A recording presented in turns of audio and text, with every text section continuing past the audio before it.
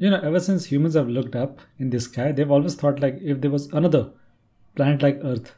It all started from 16th century and still that search is going on. But the question is like, how does one know that, okay, if there's a planet orbiting a star, like star itself is pretty bright, like it's pretty hard to spot a planet, which is, I think, a million times smaller than the star that they orbit, like generally million times. But how do astronomers spot that, okay, that star has an exoplanet?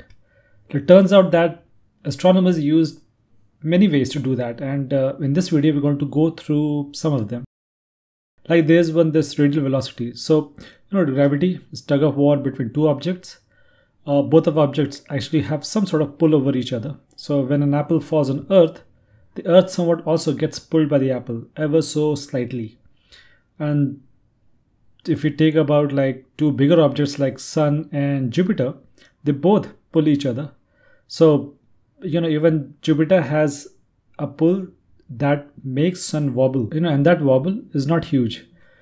What scientists do with telescopes, especially there's this telescope in Lowell Observatory Discovery Channel Telescope and HOT S3, that has instrument inside it that actually detects this slight wobble. In fact, it is so sensitive that it can even detect 10 centimeter movement of the object, and this is how they get to know. There's a drawback with this radial velocity method.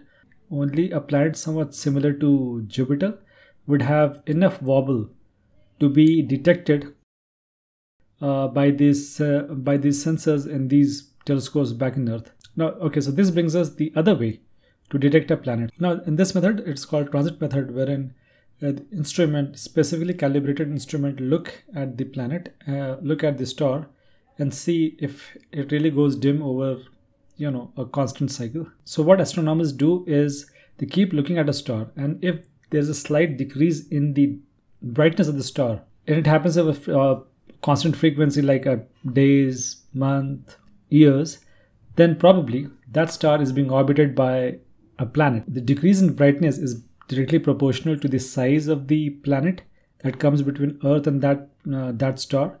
A very famous example is this Tabby star, which if you haven't heard about it, it's a star that that has brightness decreased, and some say that it is due to planet being torn by the star, or and some say that it may be due to Dyson sphere being built over that star. The third one is called direct imaging. Like, why not take the image of the planet itself? Why going through the hassle of looking at the wobble, and why not directly take the image of the planet itself?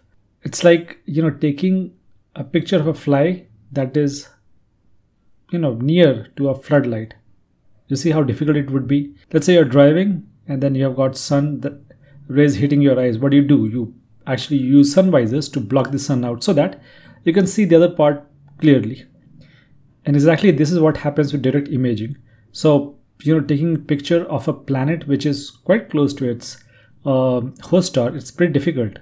It's one thing to take picture of Jupiter and Saturn, like turn your telescope and take your picture there. It's a different thing when you're looking at it from far, far away. The brightness of the star basically overshines the dimmer, a planet which is a million times dimmer than the star. So one way to overcome this is to basically put a shine blocker on that star so that you can see the planet with better clarity. Though there's like about 70 planets that has been discovered with this method, but it has pretty promising future. And in fact, NASA is building this origami